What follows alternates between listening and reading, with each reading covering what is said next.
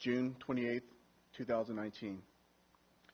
At this time, I'd like to introduce Chief of Police Daniel Hahn, as he will speak about the case that occurred in the city of Sacramento.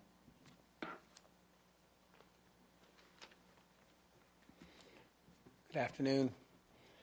Between May of 1992 and March of 1994, 3 women in the Sacramento region were victimized by the same violent sexual assault suspect. These assaults occurred in the city of Sacramento, the county of Sacramento, and the city of Davis. These were horrific crimes committed by a predator. In the case that occurred in the city of Sacramento on March 23, 1994, the female victim returned to her East Sacramento home around 9 p.m. When she entered her home, the masked suspect was waiting inside, and he confronted the victim. The suspect physically attacked her, bound her, and sexually assaulted her multiple times prior to fleeing her home. You will hear a brief description of the other incidents by my colleagues in a few minutes. We knew these crimes were all committed by the same suspect because they were linked by DNA left at each of the 3 crime scenes. Although we knew the suspect's DNA profile, there was no match in the criminal database. So for decades, the identity of the attacker was unknown until recently. Today, I'm happy to announce that we now know who the suspect is.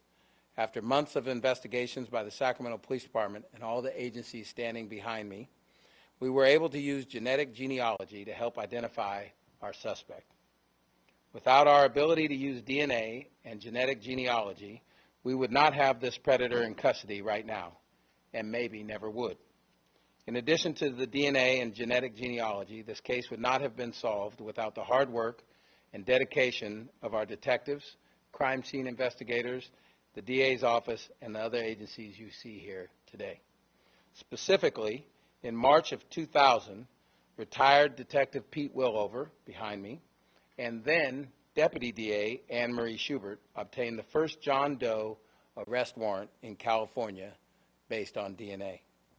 Since then, detectives in the DA's office never gave up on the search for this predator who victimized several women in our communities. On Friday morning, agents from the FBI office in Atlanta, Georgia, took our suspect, 59-year-old Mark Mantefel, into custody at his home in Decatur, Georgia. Investigators from the Sacramento Police Department and Sheriff's Department in Georgia have been assisting FBI with follow-up investigation over the weekend. The suspect in this case will eventually be brought back to Sacramento to face a host of charges that DA Schubert will speak of in a few moments. We understand there are still a lot of questions about who this suspect is. Has he committed other crimes? Our investigators will be working diligently to find answers for our community and those victims. We do know for approximately 2 decades, Mantefel worked for the Federal Bureau of Prisons and in 2014 retired as a correctional institution administrator from a facility in Miami, Florida. We also know he spent several years here in Sacramento while he attended Sacramento State University and worked for a short time as a part-time lecturer at Sac State. Our investigators have contacted the victim in the city of Sacramento's case. As you would expect, she is extremely emotional and thankful for the thorough and diligent work of the investigators. At the end of the day, the focus of this investigation is to bring justice to those victims and to our community.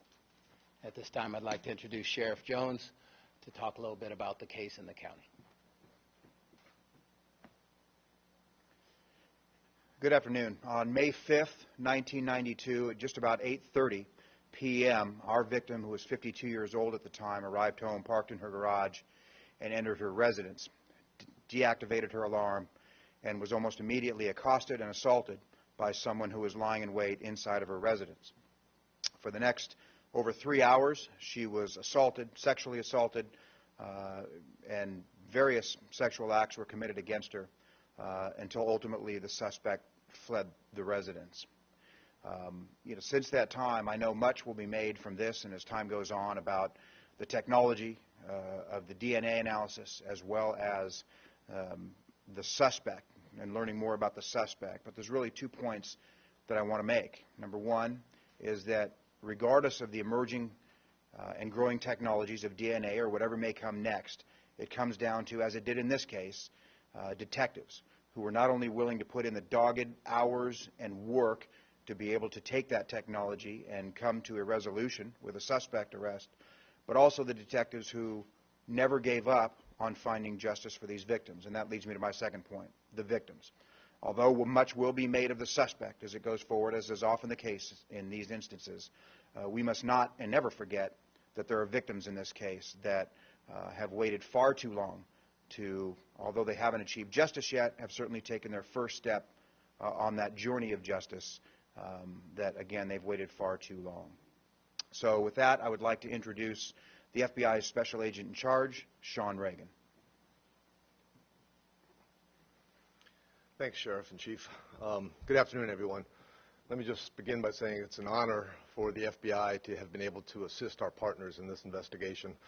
As the Chief mentioned, Sacramento Police Department contacted us and asked us to assist with the investigation based on their belief that the subject responsible for these heinous crimes was currently in the area of Atlanta, Georgia. Based on that request, I assigned a special agent and a actual Sacramento PD task force officer to jump on the investigation and work with our FBI field office in Atlanta, Georgia to help identify where the subject was living and pattern of life. And in that regard, we had a surveillance team set up from our Atlanta field office that surveilled the subject and then actually ended up recovering some DNA evidence at a restaurant based on a request from the Sacramento Police Department. Following that and securing local warrants for the subject's arrest, we were asked to, again, help effectuate the arrest of the subject in the Atlanta metro area. As mentioned, this past Friday, agents from our Atlanta field office set up on the subject's residence and arrested him as he was coming out. The arrest was without incident, and obviously the investigation is ongoing. So again, honor for us to have been able to help, and I would just like to echo what was said before and thank my partners in the law enforcement agencies behind me for sticking with these investigations over decades and not giving up, not losing sight of the victims that are out there, and bringing someone that we believe is responsible for these crimes to face justice and hopefully bring some solace to the victims. So I thank them for their steadfastness and their commitment to this, and all the men and women in these different agencies that never give up in any of the investigations that they're committed to working. And I'd like to thank my Atlanta field office because they dropped everything to make this case a priority for crimes that occurred in California, across the country, and they dedicated significant resources to assist. So I wanted to publicly thank them for their involvement. Thank you. Sorry. I'd like to introduce the Sacramento County District Attorney, Anne Marie Schubert. Good afternoon. Long before DNA was ever contemplated or ever used in a courtroom, a well-known forensic scientist by the name of Paul Kirk said, "Wherever he steps, whatever he touches, whatever he leaves, even unconsciously, will serve as a silent witness against him. Not only his fingerprints or his footprints, his hair, the fibers from his clothes, the paint that he leaves behind, the blood or semen that he deposits, all of these will bear mute witness against him. This is evidence that does not forget. It is not confused by the excitement of the moment. It is not absent because human witnesses are. It is factual evidence. Only human failure to find it, to study it, and to understand it will diminish its value. This case is about passion, persistence, patience, ingenuity, and perhaps most important, about us to pioneer the ability to not only solve, but to prosecute a case, a crime, even if those crimes occurred over a quarter of a century ago. At a time when DNA was barely even heard of, when it came to solving crime, law enforcement found the evidence in these cases, meticulously collecting it and preserving it, hoping but never really knowing if someday they would find an answer. Evidence from 3 separate but equally brutal sexual assaults committed by a stranger, for those in Sacramento, for women that were in their own home in the peace and sanctity and the privacy of their homes, one in the city and one in the county. This case is about a forward-thinking DNA analyst from our crime lab who knew the value of preserving rape kits far longer than the law required at the time. It's about persistence and passion for one of my all-time favorite detectives, Pete Willover, who called me one day in December of 1999 to question if there was anything he could do with a few of his sexual assault cases because the statute of limitations was going to run in a few months. And perhaps it was serendipity because at the same time Detective Willover called, the Sacramento Bee ran a story about a prosecutor in Wisconsin who had decided to charge an unknown assailant alleging the culprit's DNA as his identification. It's about ingenuity and teamwork, not just from within the DA's office, including my teammate and my colleague, Lori Earle, who now happens to be a judge, as well as seasoned detectives like Detective Willover and Sheriff's Detective Donna Simmons. All that teamwork aimed at one thing, bringing an accused rapist to justice. So after finding that evidence, studying it, and understanding it, 2 days before the statute of limitations was set to run, on March 21st of 2000, our office filed California's first ever John Doe DNA warrant alleging the person's DNA as his identification. In another John Doe DNA case, ironically that was Detective Willover's, that was filed a few months after this, when we did in fact catch the person and prosecute him, then trial judge Sakaui, who happens to be our Chief Justice, ruled here in Sacramento that this new and innovative method of charging someone by their DNA and thereby preserving the statute of limitations was lawful. As Judge Cantil Sakaui said over 18 years ago, given today's changing addresses of a mobile society, addresses aren't good either. Anyone can tell you that when you go serve a warrant or look into a computer system, there are 3 addresses. Additionally, given today's cosmetic surgery choices, I know it can change body shape, face structure, hair, and eyes. I don't know what, in fact, is a true identifier. But in my opinion, it's today, as of today, DNA is unalterable in the year 2001, 18 years ago. And it appears to be the best identifier of a person that we have. So for 19 years, we have waited to put a face to that DNA profile. Victims in this case, they have waited well over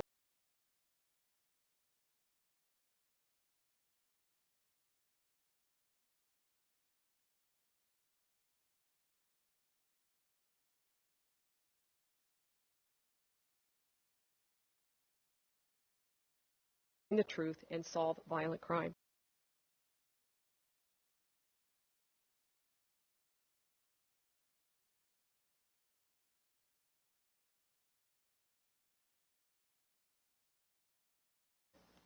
Our complaint was filed in March of.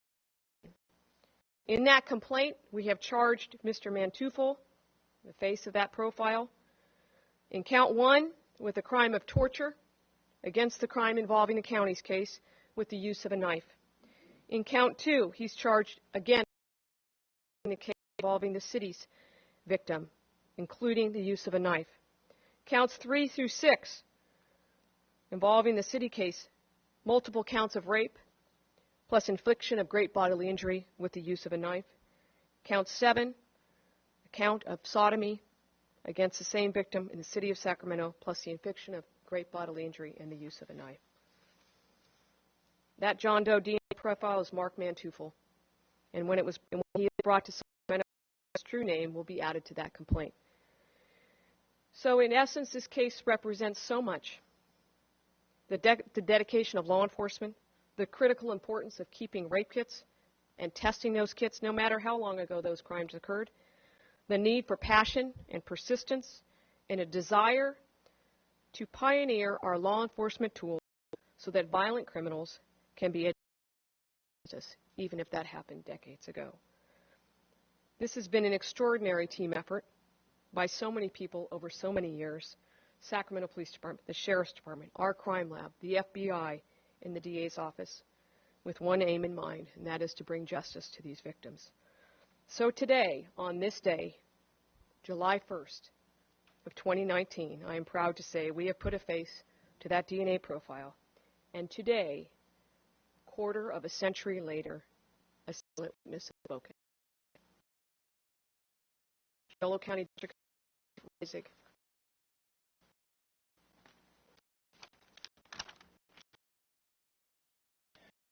February of 1994, a 22-year-old college student went for a jog about 7 o'clock in the evening. She was going to get some dinner at the local market. As she jogged through a safe neighborhood in Davis, California, she was approached and grabbed by a masked man. He tased her and dragged her away, where he committed monstrous crimes. Today, 25 years later, we know the name of that man behind the mask. Crimes like this alter the lives of victims and their families in incredible ways. I can tell you that the victim in the case out of Yolo County has been notified that the man who did this to her is in custody. She's very happy. These crimes also haunt communities, and this crime has haunted the community of Davis for 25 years. However, the news again today is that predators and monsters can't hide forever any longer. Because of the science and the hard work of committed law enforcement professionals like those here today, the clock is ticking on these criminals, and their time is up. On behalf of Yolo County and the City of Davis and the Police Department, I want to thank the Sacramento Police Department for leading this investigation with the Sacramento DA's office and the Sacramento County Sheriff's Office. Thank you.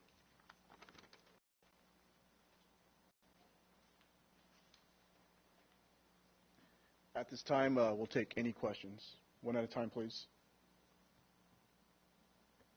Can we identify the metric with which you were able to suspect? I know with the East Area Rapist, it was the GEDmatch service. I'm wondering if we can elaborate a little bit more on how that was done. At this time, we can't answer that question. Again, the investigation is still ongoing.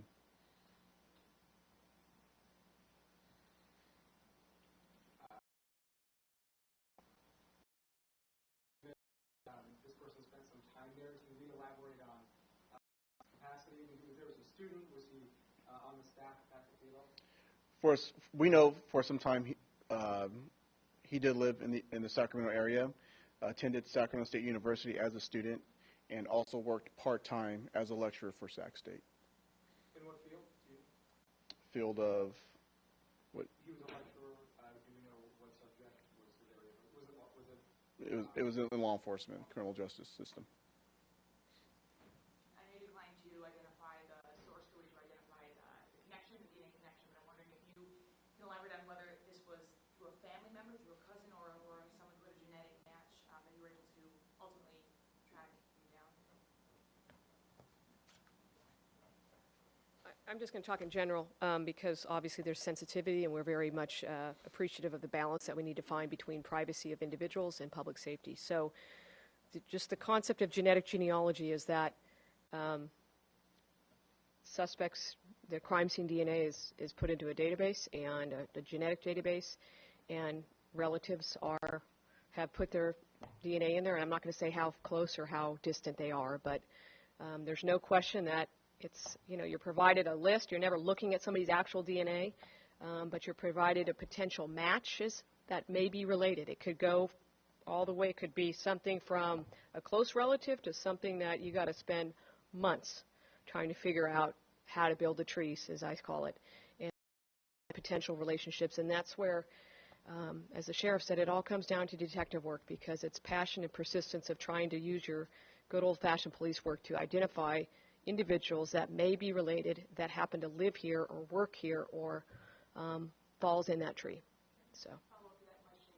Obviously, you mentioned better striking a balance between privacy and Right. solving these crimes. Absolutely. Seeking justice for these victims. Right. But I know that in cases like GetMatch, they have a policy where only suspected murders can be, where they'll allow law enforcement to access. So Well, actually, GEDmatch it's rape and murders, and then there's other ones. So I don't want to talk about which ones because it's part of the investigation. But GEDmatch, and I'm not saying this is GEDmatch, but GEDmatch's policy has now been to adopt the federal definition of violent crime, which is greater than it was a year ago. So, but in this case, I don't think there's any question in my mind that this is a violent crime. So. This is the now really high profile. Not to get too excited, but it is the third. That leads into my question, which is just, can we expect to see more of this, going back and maybe testing out more rape kits that, you know, were previously unsolved? Can we expect further? In a little over a year, we've seen 3 cases come out of Sacramento, and I think that's because we have tremendous law enforcement here. And, you know, the message should be clear. If you violent crime in this community and you left your DNA, you can expect that we're going to try to solve that crime and bring you to justice. So there's plenty of violent crimes that are unsolved that, you know, if the tools are there, we're going to use them. I wonder if there's a message you would send to smaller departments all across the country. I know I've seen and covered stories where there are thousands of untested rape kits within counties and states, and I wonder if you would encourage these smaller departments to put more resources toward that, or is it a very... Well, I think it's somewhat of a niche because it's not a simple process. I mean, we're fortunate here because we now have experience, and we've got a genealogy team now here that exists, and we've got incredible people from the sheriff and the police and the FBI and everybody that are part of that.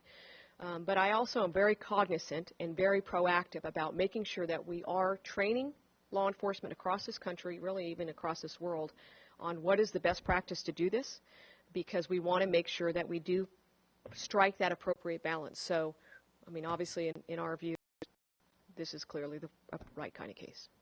So. Mr. Manticore,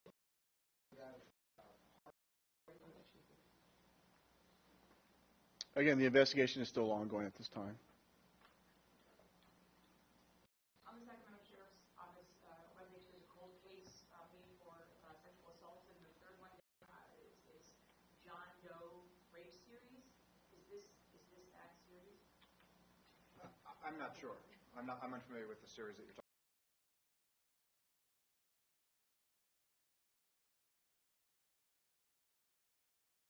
The ones we know of, there's only an instance of sexual assault in this series that we know of right now. So if it indicated more than one in Sacramento County, it would not be that one. Because you were on your jurisdiction? Well, maybe I'm sorry, I wasn't clear. So in this series, there's only one that occurred in Sacramento County that we are aware of right now. So I'm unfamiliar with the one that's on the website, the third one down that you mentioned. If that one indicates more than one in Sacramento County, then they're not the same. So that's what I'm saying. So that's not to say there might not be more connected to this, but DNA connections that we have right now, there's only one in Sacramento County. Change the slide. whether or not Jubal was a suspect for a long period of time. I mean, was he recently identified with the help of DNA, or have you kind of been watching him for quite some time? So again, like I mentioned, the investigation.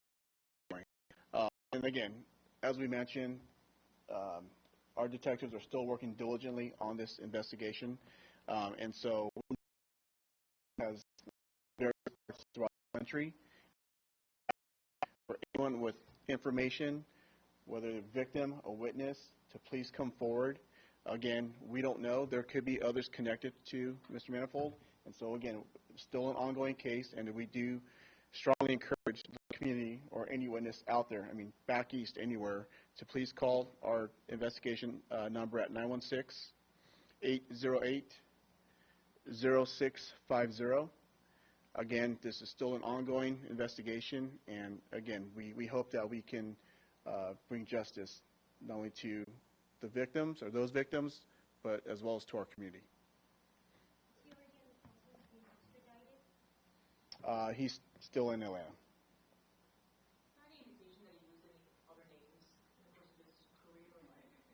Again, investigation is still ongoing. We can clarify, so he, federal bureau when he was in Georgia, and then he was, again, lecturing, at Sac State, also a student there before that. During that time, when he was at Sacramento State, was he employed in any other way, do you know? Did he have like two jobs at the same time? Is that what you're asking, or?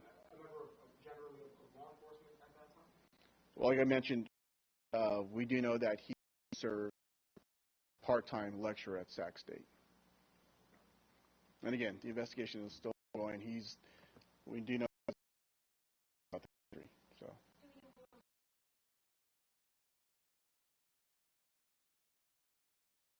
And this stems from decades, and so our detectives and investigators are still having to gather and look at.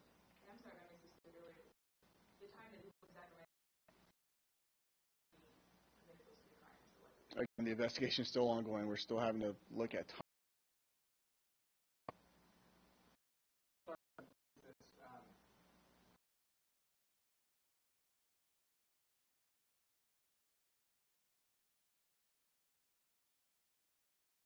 Do you personally know any of these victims, or do you know from the victims that they had any sort of relationship with this?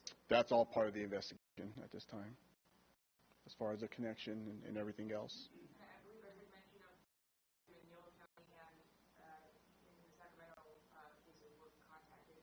Was the Sacramento County victim contacted? Yes. All right. Any other questions? Again, we highly encourage anyone with information to please call the Sacramento Police Department. Thank you.